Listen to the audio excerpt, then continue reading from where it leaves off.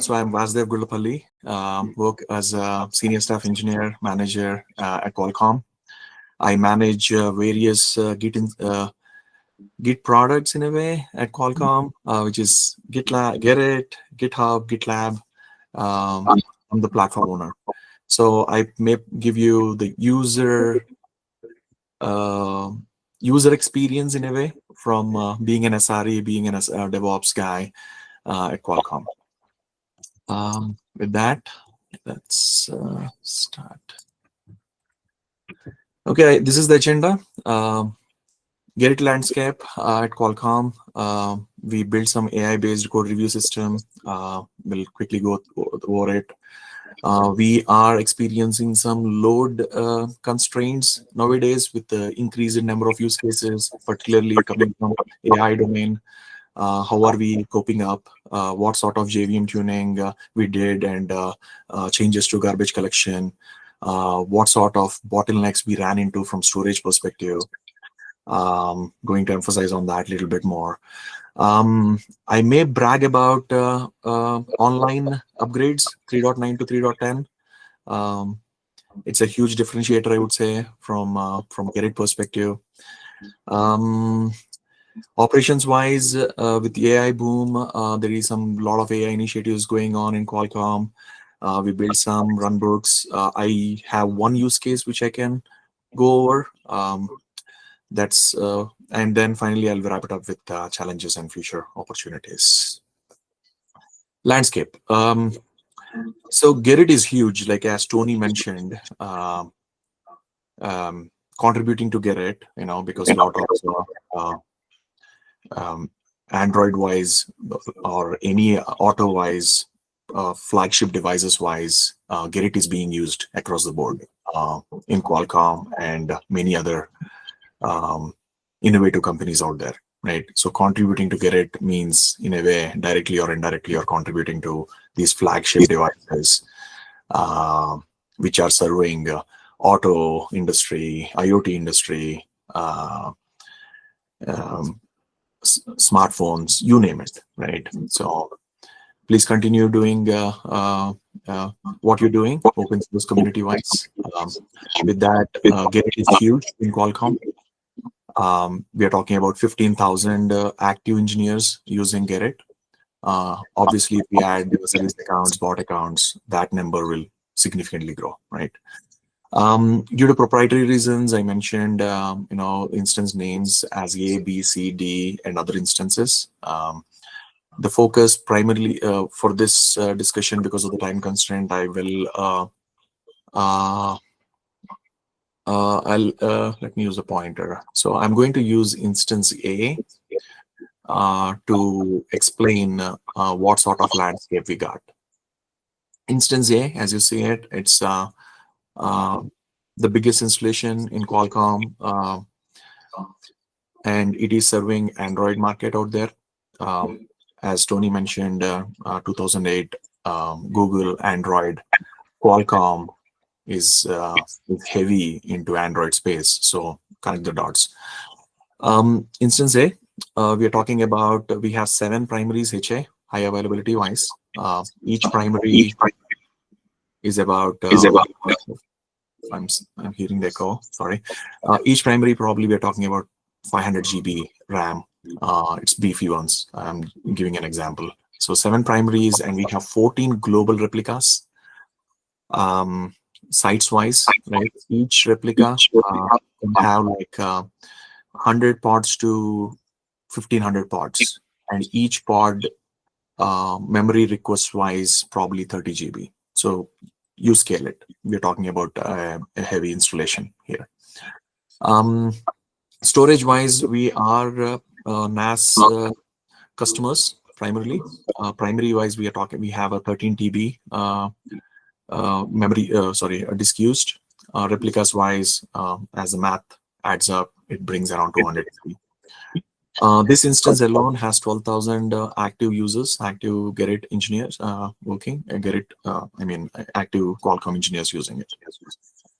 Rights wise, we're talking about 7 million per month at least, and it is growing significantly nowadays. and reads wise 150 million per month. That is the volume we are talking about.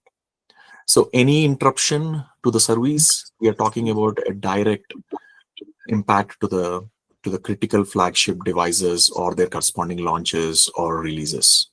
So it's a pretty big deal. Let me talk about what we did from AI-based code review system, which we developed this year with Gerrit. This is the workflow I'll go through one step at a time.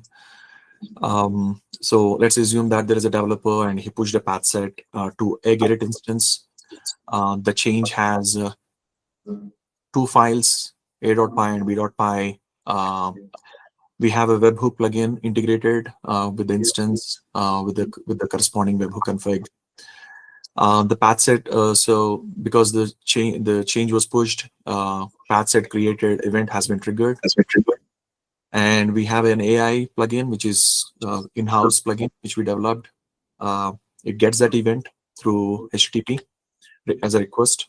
And then what it does is it gets the event AI wise, plugin wise, and then it starts talking to the primary, the Gerrit instance wise. So it asks for, hey, what is a patch? Give me all the current files. Give me this path set for both the files. All these get requests are initiated by the plugin, and the primary is responding with the requested details. And then we have another AI code generator as a separate entity, which looks at the AI plugin, sends this information to the AI code generator, and the feedback is sent back from that. Then comes then the AI plugin in this case, Gerrit instance triggers, hey, do you have the data which I requested for? It generates that request, the AI plugin wise, and then once the data is there, it sends a feedback saying, hey, I got the data, consume it. Then we have Gerrit on the change itself. The checks tab will populate with all the code review comments. We are not using the actual Gerrit code review comments. Rather, we are using the checks tab because it is because the bot system, it is designed in that way, and also due to legal constraints on having AI-based code reviews and all. That's another reason why we went this approach. In a nutshell, we are talking about right now 600 plus repositories have been onboarded. It is going pretty fast. Similarly, as I said, the load we are talking about, it's very chatty right now. 200,000 requests are being accounted so far. Very chatty. We are trying our best to optimize it. Along with it, we are looking at ways to scale the system, or any tuning optimization opportunities we have. We are applying them at the instance level. Some of the challenges we faced as we are doing the repo onboarding or the project onboarding into the automated AI-based code review system, the refs meta config has to be touched, and we are ensuring that because it's a very key component. We need to make sure only owners or elevated people only can touch that area to make any of the changes as part of the onboarding process. So there are some checks and balances in place, to reduce the operational cost. We ensure that only the people who are owners can do activities like onboarding the project into AI system.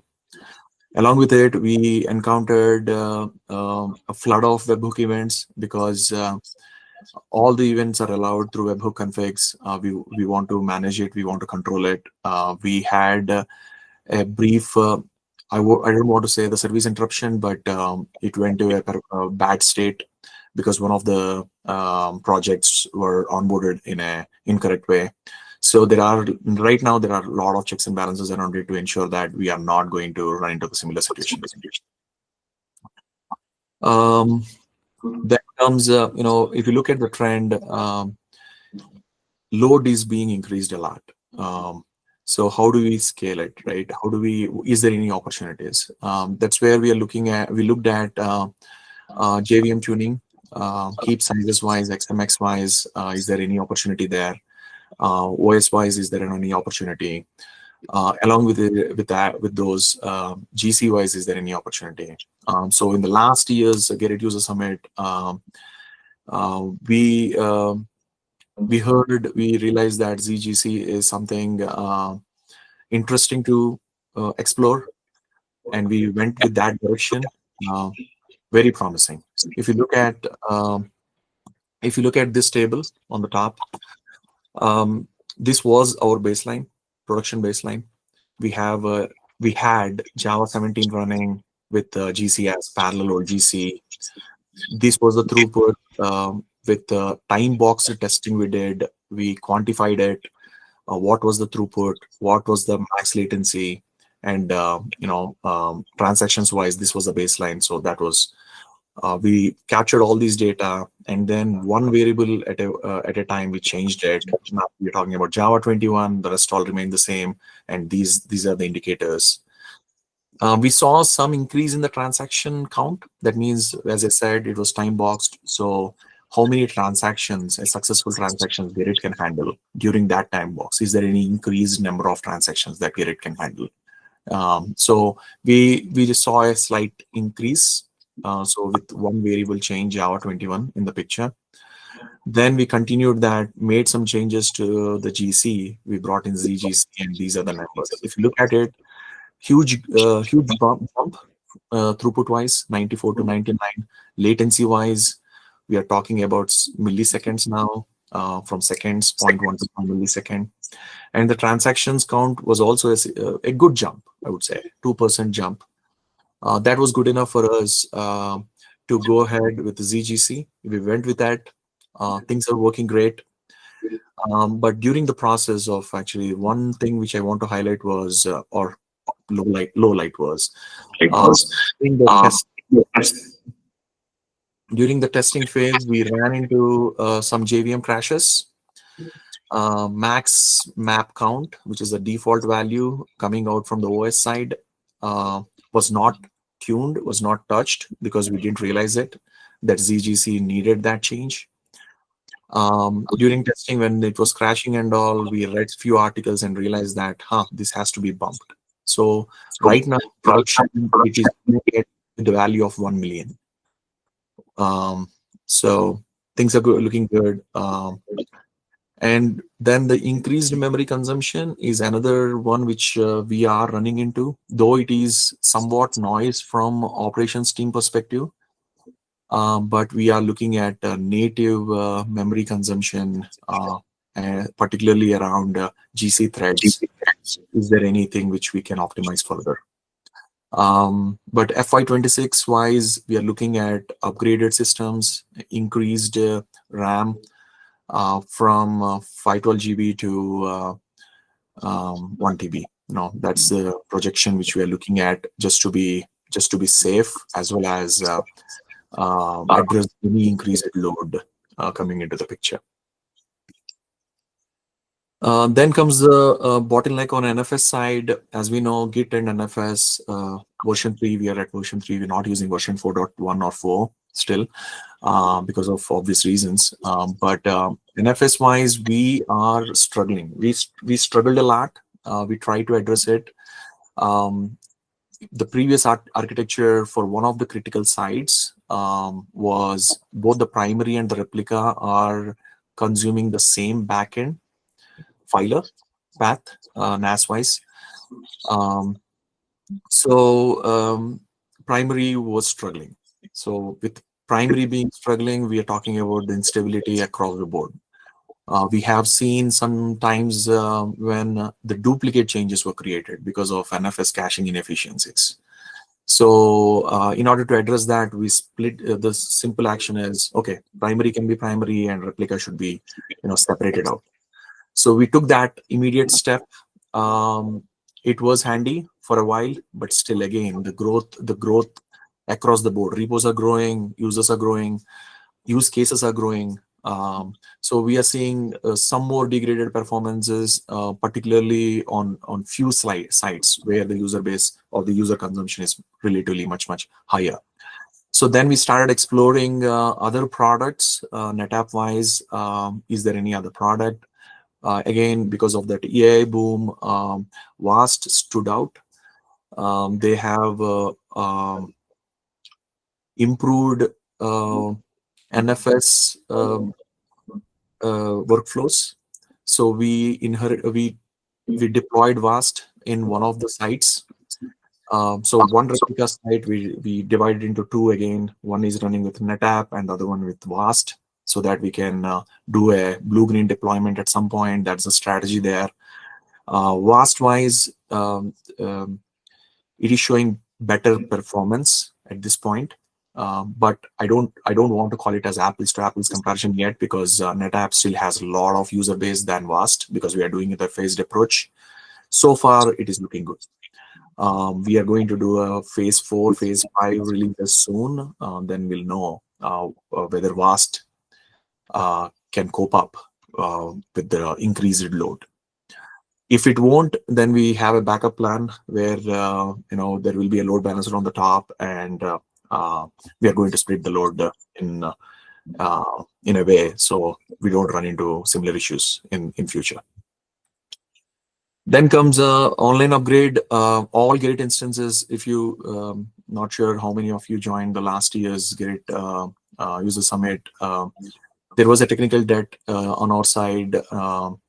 Upgrade versions wise, right now all Gerrit instances are running on 3.10. For us, it's huge. So our user community can consume latest and greatest features which you guys have. The main, as I said, I deal with various Git-based SCM systems like GitHub, GitLab. I don't want to brag, but this major upgrade like Gerrit 3.9 to 3.10, zero downtime was achieved, right? For enterprise installations like this, it's huge because there is no downtime for our user community.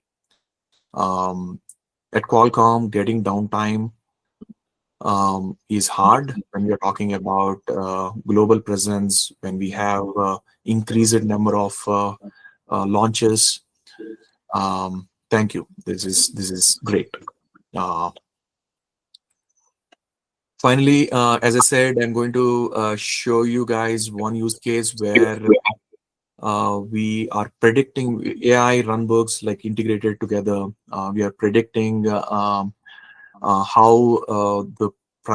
the users behave from primary consumption wise, in the sense if a primary is being used to do some read operations like fetching, cloning, they don't really need to do that. We have replicas present across Qualcomm on almost all the data centers, so they can go to the nearest replica and get the data from there, clone the repository from there, right? So that was the use case where we realized that, okay, let's invest in time there.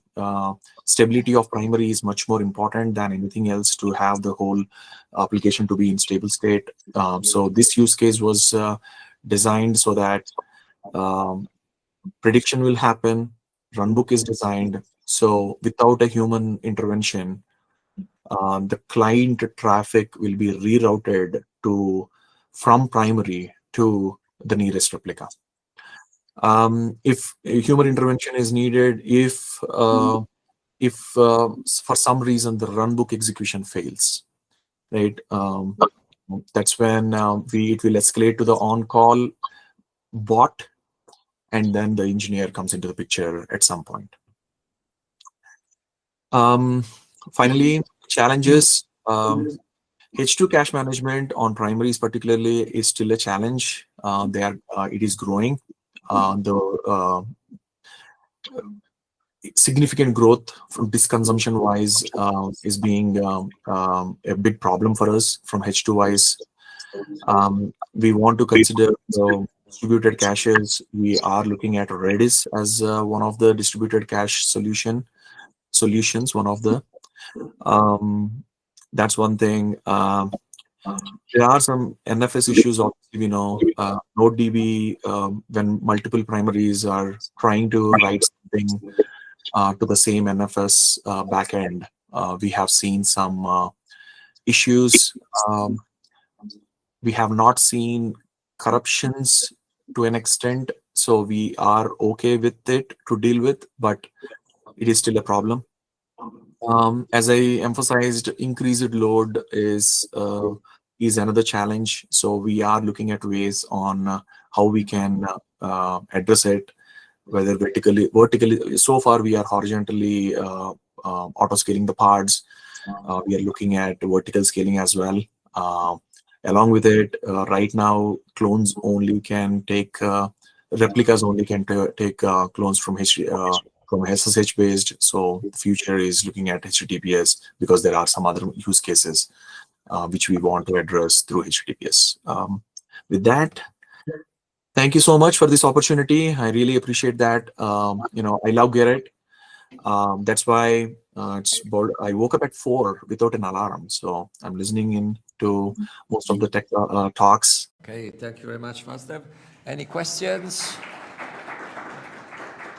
So on the page that you mentioned about the Java upgrade, it is there that you used to use parallel GC.